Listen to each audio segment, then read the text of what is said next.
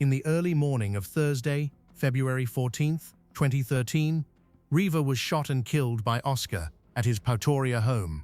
Early Thursday morning, neighbors in his exclusive gated community heard commotion and gunshots. At this stage, we can confirm that a young woman, a 30-year-old woman, did die on the scene of gunshot wounds.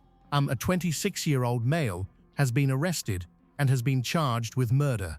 The news of Reeva's murder sent the media into a frenzy and opened Pistorius up to all sorts of questions. Was the murder premeditated? Did he have a past? Did Pistorius know who was behind the bathroom door as he unloaded his gun?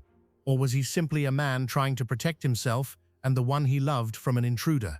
Get right to the latest on Oscar Pistorius, the Olympic hero accused now of murder. This morning, Nation woke up on Thursday morning to news that Olympic and Paralympic champion Oscar Pistorius had shot and killed his girlfriend in his home in Pretoria. Good morning, Amy. The sockered morning, Amy. For mile Pood. 5. As Oscar Pistorius spends his 5th day in the South African jail, police sources are leaking incriminating information or media, including new claims that he may have been using steroids. Police say Steenkamp was shot 4 times with a 9mm pistol. The murder shocked their fans around the world. The question for this single judge is not who did this, but why. But it wasn't the media that the track star would have to answer to. He would have to stand on trial in a court of law. After you fired the first shot, did she scream? No. My lady, are you sure? Yes, my lady. Would you have heard her? I don't think I would have heard it. There was a gunshot that went off, my lady. My ears were ringing. Exley. How can you exclude the fact that she was screaming if you couldn't hear? Oscar's early release has reignited debates about the criminal justice system, about whether or not his wealth, fame, and race helped him during the controversial trial. What we've seen is that money, you have money for instance, in this country, you can be out, you can buy anything. You can buy your way out. And a humble, mild-mannered icon of disabled sport, until 4 cracks of his handgun and its bloody consequences revealed a different side to Oscar Pistorius. Just to bring you an update of the incident that happened this morning. First of all, from the South African Police Services side, we can confirm that there was a shooting incident this morning at the home of the well-known Paralympic athlete, Oscar Pistorius. At this stage, we can confirm that a young woman, a 30-year-old woman, did die on the scene of gunshot wounds. A 26-year-old male has been arrested and has been charged with murder. At this stage, he's on his way to a visit to the district surgeon for a medical examination, and he'll be appearing in the Pretoria Magistrates Court at 2 o'clock this afternoon. The trial commenced on March 3, 2014, in the High Court of Pretoria. There was no jury, as the jury system in South Africa was abolished during the apartheid era. The trial was assigned to Judge Thokozile Masipa, who appointed 2 assessors, Janet Henson Detois and Thema Mazibuko, to help her evaluate the case and reach a verdict. In addition to the murder charge, Pistorius also faced a charge of illegal possession of ammunition and 2 charges of firing a gun in a public space. The opening statement of the prosecutor noted that the murder case against Pistorius was based largely on circumstantial evidence, as there were no eyewitnesses to the incident. The first count against the accused, count 1, is one of murder. The accused unlawfully and intentionally kill a person to hit Reeva Steenkamp, a 29-year-old female. Yes, that is count 1. That's count 1. Yes. Do you understand the charges, Mr. Pistorius? I do. I do, my lady. How do you plead? Not guilty, my lady. The only witnesses who truly knew what went on that night were Oscar and Reeva, but only one of them was here to retell the story. So, what were Oscar's versions of events? One of the world's most recognizable athletes on the planet right now arrived at court under a blanket. A visibly humbled Oscar Pistorius faced the cameras again to hear the main police investigating officer say he didn't believe his explanation that he'd killed his girlfriend, thinking she was a burglar. If given bail, the policeman said the athlete would flee. He had an overseas account, a house in Italy, and the money. Police officer Hilton Bort said there was no way the sprinter was acting in self-defense, Pistorius provided an affidavit to the court in which he stated the following. By about 2200 hours on February 13, 2013, she was doing her yoga exercises and I was in bed watching television. My prosthetic legs were off. After Reeva finished her yoga exercises, she got into bed and we both fell asleep. During the early morning hours of February 14, 2013, I woke up, went onto the balcony to bring the fan in and closed the sliding doors, the blinds and the curtains. At the trial, the defense said that Pistorius woke up because of the heat and humidity. Steenkamp was already awake and asked him if he was having trouble sleeping, walking around on his stumps. Pistorius opened the balcony door and brought in a fan to try and cool the room down. While doing this, he heard a noise coming from the bathroom. He thought an intruder had broken into the house. He got his gun from under the bed and whispered to Steen to call the police. I heard a noise in the bathroom and realized that someone was in the bathroom, he continued. I believed that someone had entered my house. I was too scared to switch a light on. I grabbed my 9mm pistol from underneath my bed. On my way to the bathroom, I screamed words to the effect of him or them to get out of my house and for Reeva to phone the police. It was pitch dark in the bedroom, and I thought Reeva was in bed. I noticed that the bathroom window was open. I realized that the intruder was in the toilet because the toilet door was closed and I did not see anyone in the bathroom. I heard movement inside the toilet. The toilet is inside the bathroom and has a separate door. It filled me with horror and fear of an intruder or intruders being inside the toilet. I thought he or they must have entered through the unprotected window. As I did not have my prosthetic legs on, I felt extremely vulnerable. I knew I had to protect Reeva and myself. I believed that when the intruders came out of the toilet, we would be in grave danger. I felt trapped as my bedroom door was locked, and I have limited mobility on my stumps. I fired shots at the toilet door and shouted to Reeva to phone the police. She did not respond, and I moved backwards out of the bathroom, keeping my eyes on the bathroom entrance. Everything was pitch dark in the bedroom, and I was still too scared to switch on a light. When I reached the bed, I realized that Reeva was not in bed. That is when it dawned on me that it could have been Reeva who was in the toilet. I returned to the bathroom calling her name. I tried to open the toilet door, but it was locked. I rushed back into the bedroom and opened the sliding door, exiting onto the balcony and screamed for help. Pistorius then returned to the bathroom, calling out for Reeva as he did so. He said he tried to open the toilet door, but he couldn't because it was locked. He then went back into the bedroom on his stumps, opened the balcony door, and started screaming for help. He put on his prosthetic legs and then tried to kick down the toilet door. When that didn't work, he moved back to the bedroom to get his cricket bat. He used the bat to smash holes in the door. One of the door panels broke open, enabling him to reach inside and open the door. He found Steenkamp alive, slumped over the toilet. We have the statement of a person who said after he heard gunshots, he went to his balcony and saw the light was on. Then he heard a female screaming 2-3 times, then more gunshots. The court was shown a floor plan of the bedroom and ensuite bathroom where the model was killed. I believe he knew she was in the bathroom and he shot 4 shots through the door and killed her. 1 bullet cartridge was found outside the bathroom, 3 others inside. The shots went in a top-to-bottom trajectory, suggesting Pistorius was wearing his artificial legs when he pulled the trigger. He said the location of the wounds on her body showed she was not using the toilet, but was hiding from Pistorius. But the defense said Reeva had an empty bladder, unlikely at 3 a.m. if she hadn't been to the toilet, and she didn't have any defensive wounds. The court also heard that the policeman found testosterone steroids in a medical box. The defense has torn away at the state's case, forcing the chief police investigating officer to admit he had failed to make basic checks. He had failed to check whether other calls for ambulances had been made on other phones, other than the ones he seized. He had not checked that the medical box was a simple legal herbal remedy, and the witness that he relied on, who said that she'd heard screams and an argument, was some 600 m away from the Pistorius household. That prompted gasps of disbelief here, in the courtroom. Of course, Oscar's retelling of the night stirred up debate all over South Africa. South Africa is a country riddled with gun crime, with 4 times more gun-related homicides every year than the US, but with 1/5 of the population. Keeping a firearm in the house for protection is seen as normal. It is estimated that there are 6 million privately owned guns, more than one for every 10 people. In a country with so many guns, it's inevitable that accidents will happen.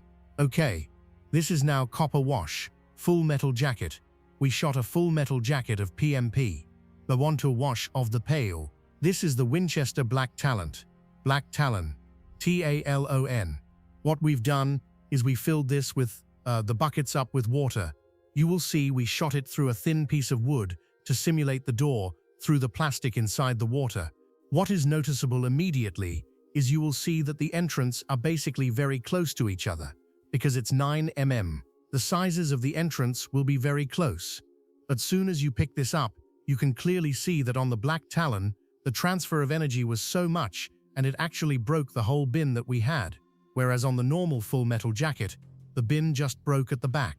You'll see that there's like little cutouts on the front of the projectile, and that causes, as the tissue actually goes inside, it actually opens, it actually breaks up, and it opens up. And I'm going to show you a little bit later what a fired black tenant looks like. It makes like little claws, and it actually takes flesh and tissue, and everything goes with it. That's why it's so devastating. A normal hollow point will just open up and mushroom like a mushroom. This actually opens up and becomes like a rye. I can almost call it a bear claw. That's gonna hit you. Ready? 1 second. 5 seconds. I'm up to speed. You'll notice this was the front end of the projectile. It opened up. These parts were closed up. So it actually opened up like I've explained. And it actually makes these little hooks, and it takes the tissue and everything. That's what causes so much damage. Can it? Okay, what we've got here is a Glock 17, not a Glock 27. The Glock 27 is just a different caliber, but the mechanism on the inside of the Glocks are all the same. Now what you will see in this Glock is you'll see that on the trigger it's got like a little lever that needs to be depressed. In other words, if it needs to fire, now what I'm going to do is I'm going to underscore the firearm. We're going to say that there's a cartridge inside the chamber. Now, it's loaded. Let's say the magazine is in. It's loaded. Now, I can carry the firearm. It's got no other levers or safety catches or anything on the outside visible. The only thing it's got is this little lever. Now, if you look inside, you can actually see inside. It actually pushes up. Now, if I miss that and I just push the trigger, it won't go past. In other words, it won't fire. So how easy is it to accidentally fire one, accidentally misfire? It's highly unlikely. It's very small. If the prosecution is unable to prove premeditated murder, it's possible that Pistorius would be found guilty of the same charge and face up to 15 years in prison. The tragedy triggered an emotional debate about self-defense and vigilantism in South Africa. Official statistics showed that although violent crime was stabilizing or decreasing, more than 20,000 South Africans are still murdered every year. And the fear of crime was still rising, with 23% of people surveyed in a poll claiming to have been victims of crime during the year of the incident. Oscar Pistorius and Reeva Steenkamp were one of the world's hot couples. Think David and Victoria or Brad and Angelina. But now the Paralympic superstar runner is accused of murdering his bombshell cover girl on Valentine's Day. As the case of the Blade Runner circulated the global news and media, more comparisons were drawn between Pistorius and other sports stars turned criminals. The narrative that his crime was intentional was believed by more and more people when placed beside other notorious sporting criminals. Oscar's ego and narcissism was suddenly drawn into question. Troubling relationships and sketchy incidents with firearms from his past were now being used as evidence against him. Had the fame and success of being a sporting legend gone to his head? So it's those three middle lanes. Oscar in 4, Blake Leaper in 5, Anna Fury in 6. Paralympics London 2012. And we are about to see the greatest Paralympian ever. And is this going to be the moment when he gets gold? And off they go. And it's a great start for Annie. But Oscar Pistorius has already gone past Blake Leaper. It's the two South Africans in the lead. And here goes Pistorius. Look at him go. Oscar Pistorius. Absolutely. Oscar Leonard, Carl Pistorius. the first amputee athlete to compete in the Olympics, was born on November 22, 1986 in Johannesburg, South Africa. His family, while prominent in South Africa, lived a largely middle-class lifestyle, as described in his 2008 autobiography, Blade Runner. Pistorius was born in November 1986, with no fibula in either leg and deformed feet, prompting parents Hank and Sheila to make the difficult decision to have his legs amputated below the knee at 11 months old. My mother said to us in the morning, Cole, who's my brother? She said, you know Cole, you put on your shoes, and Oscar, you put on your prosthetic legs, and that's the last I want to hear about it. So I grew up not really thinking I had a disability. I grew up thinking I had different shoes. Pistorius' own physical health was marred at birth. The perceived handicap to some was hardly a hindrance to the energetic toddler who eagerly took his first pair of prosthetic legs at 17 months. Spurred by parents who refused to accept excuses, my brother, my sister, and I were brought up with one iron rule. No one was allowed to say I can't. He wrote, the energy that you put in is the energy return is less than what you put in at the end of the day. Pistorius plunged himself into activities like hiking, bike riding, wrestling, and water skiing. I'd grown up competing against kids in my neighborhood at school. So, I never saw a difference between disability and ability. I just kind of, played sport. Not that his childhood was devoid of difficulties. Pistorius's childhood was shaped partly by tragedy. Hank and Sheila divorced when Pistorius was 6 years old, and he was 15 when his beloved mother died from an allergic reaction to medication. Pistorius also suffered a serious knee injury at 16 while playing rugby. But this setback came with a sparkly silver lining, as doctors suggested he take up running as part of his rehabilitation. Oscar Pistorius regularly blurs the line between able-bodied and disabled as he races along on his carbon fiber legs. Not that the young South African cares for that word disabled. And for that reason, he believes, despite having no limbs below the knees, that he should be allowed to compete in the Olympics. If you haven't heard of Oscar Pistorius yet, you won't be able to miss him by the time the Paralympics roll into town next year. Not least because he's trying his level best to qualify to compete against able-bodied athletes too at the Olympics. Yeah, I'll be doing both. I've had a really good start to my domestic season in South Africa. I ran a B-alification time for the Olympic Games, so I'll be using this season as a stepping stone, and hopefully World Championships later this year, in order to make sure that when I step out in the stadium, it's both here for the Olympic Games and the Paralympic Games. But the world of athletics is divided over this, with critics claiming those carbon fiber blades called cheetahs after the animal give him an unfair advantage, lengthening his stride and giving him extra spring. They don't make me taller. My arm length is 189 centimeters, my legs are 187. My height, so I'm still within 2 centimeters of my ring. They don't have any spring loads or anything like that. Coach Alau is dismissive. There is no advantage.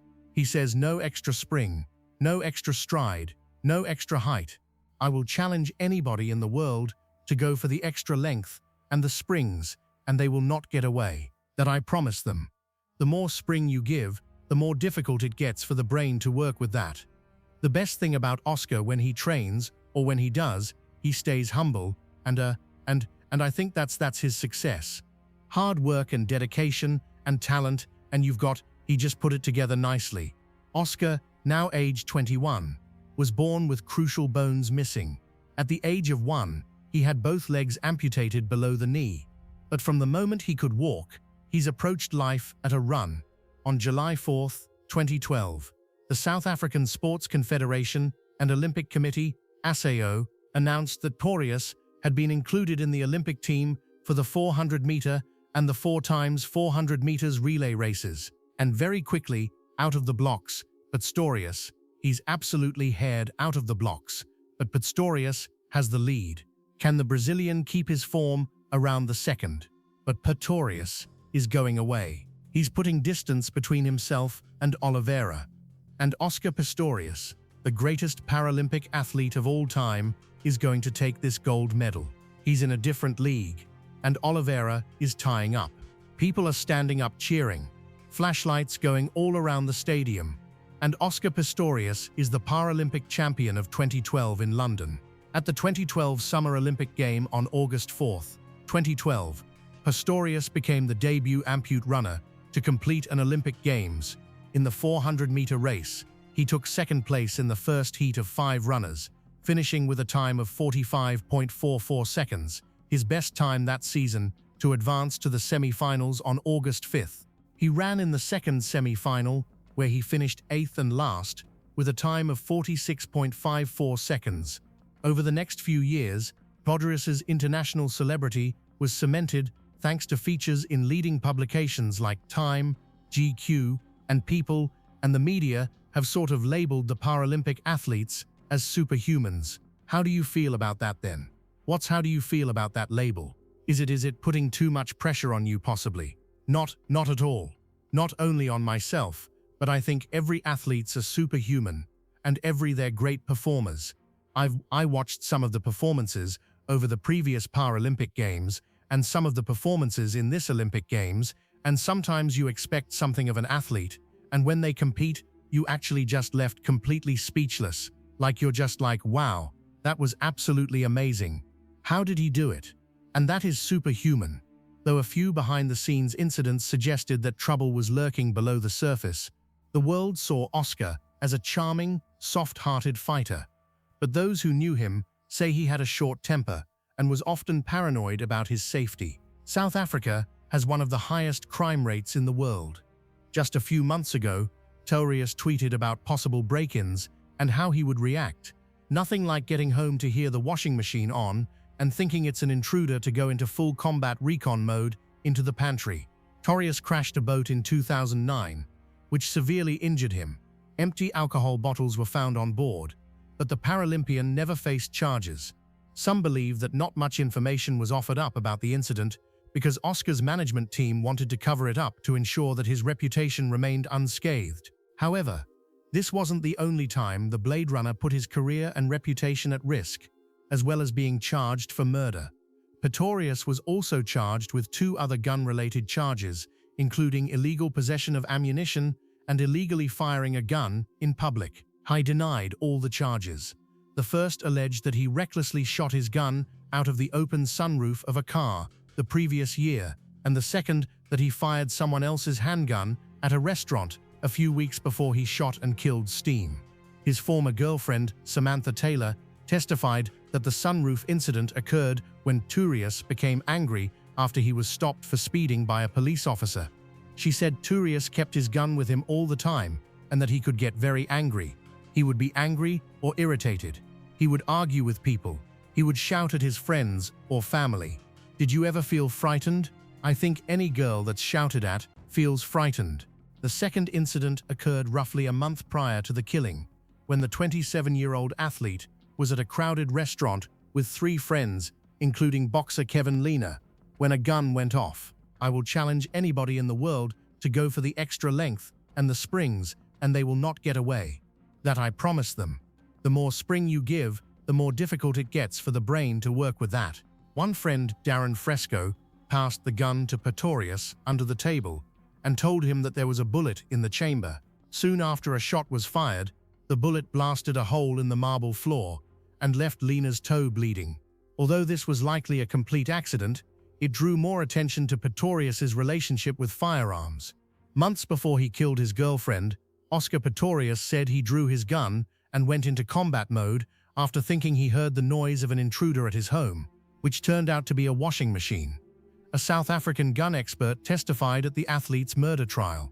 Sean Renz also said Pistorius wanted to buy 7 more guns in 2012 to add to the 9mm pistol he already owned for self-defense, and asked the firearm trainer to procure them for him under a gun collector's permit. The order was cancelled after Pistorius shot dead girlfriend Reeva Steenkamp in early 2013. The remaining 2 guns were contained on a second invoice, the firearm dealer said. Ren said the double ampute runner had a great love and enthusiasm for guns. City Press reports multiple police sources have said that a bloody cricket bat will be a key piece of evidence, possibly used in a violent argument before the shooting. That stink was wearing a nightgown, and her overnight bag was found at the house. That Pistorius may have first shot Steenkamp in the bedroom, and that she may have then fled to the bathroom where she was shot 3 more times through the door. Hey guys, I'm Reeva, and I'm Reeva Steenkamp, and Oscar Pistorius seemed like the kind of couple dreams are made of. It was the story of a man who had overcome incredible disability and then met an incredibly talented, beautiful woman and fell in love. Hi, I'm Oscar's date tonight. He needed a date at the last minute, so it's like, Reeva, just throw your stuff together and come and be my date. So Reeva, Rebecca Steen, was a South African model and paralegal. She modeled for FHM magazine and was the first face of Avon Cosmetics in South Africa. After university, Steen worked as a paralegal and as a model. She applied to the bar in late 2011 and hoped to be a qualified legal advocate by the age of 30. That looks easier than what it is. I'm hurting in places that I never knew existed. So Steenkamp began modeling at the age of 14. She was a finalist in the Weekend Post Faces of the Future competition in 2004 and in the Herald Miss Port Elizabeth contest in 2005. Like long-term friendships that you think will come out of this? I think going into it, I knew a lot of people being in the same industry, but coming out of it, I made some really amazing friends, people that I would literally put my life on the line for. Some amazing people. I'm at the Lady Go concert. I wasn't going to come, and then I got roped in 2 days ago. So I had to kind of like throw something together, and this is what I came up with. And yeah, I thought this was going to be the craziest outfit, but really, it's not. I've seen some insane things today. So yeah, cool. And are you a big fan? What are you looking? Yeah, it's crazy out here. She appeared in FHM magazine as a model and cover girl and was the first face of Avon Cosmetics in South Africa. She also modeled for the jewelry company Savannah Diamonds. Ambitious, beautiful, and politically aware, Steenkamp was a keen horse rider until she broke her back in a fall in her early 20s and had to learn to walk again. On the South African celebrity circuit, she was a regular A-list guest at red carpet events and a noted socialite on the Johannesburg party scene. Do I prefer a clean-shaven man or the rugged camel man? I'd probably go for the rugged guy. I don't like a man who takes longer than me in the bathroom to get ready. No. Reeva had previously dated Springbok rugby player Francois Hoggard and then began dating Pistorius in November 2012. The couple's first date was on November 4, 2012, when Pistorius took Reeva to the South African Sports Awards. Oscar is a very boy, but he doesn't do it in like an arrogant, obnoxious way. He does it in a very classy, understated. He always has a good simple suit on. Yeah, he's a gentleman. Pistorius, in Steenkamp, had only been dating for 3 months when she was shot. Pete Vanzel, Pistorius's agent, testified that Pistorius was in a loving and caring relationship with Steenkamp. Vanzel described the sprinter as hyper-vigilant and said he rarely lost his temper. On March 24th, the court heard testimony about messages sent on iPhones between Pistorius and Steenkamp using WhatsApp. 90% of them were described as loving and normal, but there were a few from Steenkamp accusing Pistorius of jealousy and possessiveness. In one of them, sent less than 3 weeks before her killing, Steenkamp told Pistorius, "I'm scared of you sometimes, of how you snap at me," and described his behavior as nasty. After 8 months on trial, this might be the last time that Oscar Pistorius leaves here a free man. On Tuesday night, it might be the bars of Pretoria prison that he's behind. Over here, all the police are reacting, and here he is. Mr. Pistorius, will you be appealing to the Constitutional Court? Pistorius said he killed Steenkamp by accident before dawn on February 14, 2013, shooting her through a toilet door after mistaking her for an intruder in his home. Prosecutors say he killed her intentionally after an argument, and also questioned Renz on Pistorius's firearm training. Whether or not Oscar and Reeva had been arguing on the night of the murder was another point of contention during the trial. Olympic and Paralympic star Oscar Pistorius has been used to facing the cameras, but not like this. The world's most famous double ampute is coming to terms with his catastrophic fall from grace. From sporting hero to murder suspect, the 26-year-old is charged with murdering his girlfriend Reeva Steenkamp in the early hours of Valentine's Day at his Pretoria home, to the shock and disbelief of his fans. I'm just shocked at the moment. Like, did he really do it? Because the kind of person we thought he was, from what we saw on TV, was something different. Yet, as more details have emerged, public opinion has hardened. The week-long bail hearing revealed that Pistorius killed his girlfriend by firing 4 shots through a locked toilet door. Many struggle to believe it was an accident, and they're disappointed he got bail. What we've seen is that money, when you have money, for instance, in this country, you can be out, you can buy anything. You can buy your way out. Whether South Africa's legal system is flawed or not, the story has now become a symbol of the country's ills. Rampant gun crime and aggression towards women. Violence surrounds the case, with revelations that both the lead detective and Oscar's brother face charges for previous separate incidents. We still have many, thousands of people every year being murdered as a result of firearms, and many of this take place in homes. And every year there are incidents where people shoot people that they don't need to shoot because they think they're burglars or intruders. And often people killing each other in the crimes of passion, where if they didn't have the gun in their house, they would have murdered that loved one of theirs. As the world comes to terms with its fallen hero, it's looking to the courts for justice. There are no trials by jury in South Africa, so Pistorius's fate will be decided by a judge. But the country's soul-arching will go on much longer. At times today, the questioning by Pistorius's defense team was persistent and combative, and it will continue tomorrow as they attempt to show that the evidence against him is not beyond reasonable doubt. It's become a daily routine, it seems.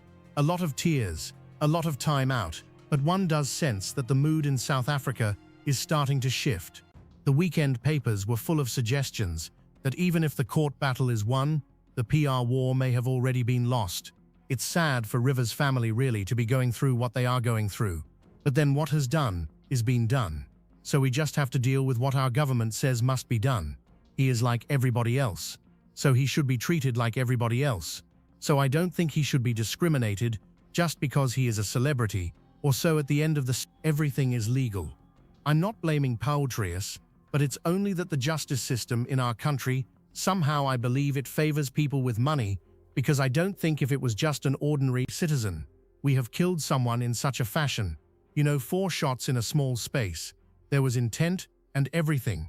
But since he was given that sentence, he has followed all the procedure, just the protocols, and they're saying he's going through the rehabilitation, he's going to save his house, is it house arrest, and then do community service. So to a certain extent, we don't blame Pristo, we blame the justice. Open up for the defendant himself. Just telling his story was difficult enough, and in the coming days, that story will be scrutinized in court, as prosecutors seek to dismantle his account of what happened. So here, instead of just dealing with the facts of the details of what took place, or the shooting on the night in question, we're now dealing with somebody who can be shown to the court as an irresponsible firearm owner, who somebody has no respect for the law, of somebody who, when he does something wrong, he gets other people to take the blame from him, because that's what they claim, that what happened to the testeds. I think on the face of it, the public perception, he certainly wasn't vulnerable, but that might have been very different for those closest to him, but it doesn't appear as they done anything about it. You got the celebrity, not just an athletic side. He was a young, good-looking young man. He had a beautiful young blonde woman on his arm. He was on the red carpet at all sorts of events, so there was that aspect to it. So it wasn't just the sport, it was celebrity. It was big money, fast cars, and of course, throwing the firearm. And you've just got this incredible story. This is a global story, and I think people from all over the world, if they can't get to a television, they're following people on Twitter. I mean, this is everyone wants to find out the latest, and we saw this through the bail application. We saw through the trial, and we're definitely going to see it on Thursday. I'm pretty sure a lot of people, there's been criticism from bosses about the loss of productivity to Facebook and social media. I think the Oscar trial will be the loss of productivity on Thursday and Friday. There's almost no doubt about it. People will be glued to their televisions around the world. I'm just shocked. Same as everybody else. But my aim is to come out here and just concentrate on my race. You don't want to wish on anyone, but it's what it is. I guess we know Oscar's a version of what happened at that tragic night, and we know that that is the truth, and that will prevail in the coming court cases. Even though I don't want to hurt him in any way, he's got to face the truth. And if the truth can come out in this way, then it's a good thing. It's Reeva justice for Reeva. Prosecution tried to show that Pistorius and Steenkamp were heard arguing prior to the shooting. The state's first witness, Michelle Berger, lived 100 meters away from Pistorius's house, but claimed to hear Steenkamp screaming from behind the closed toilet door.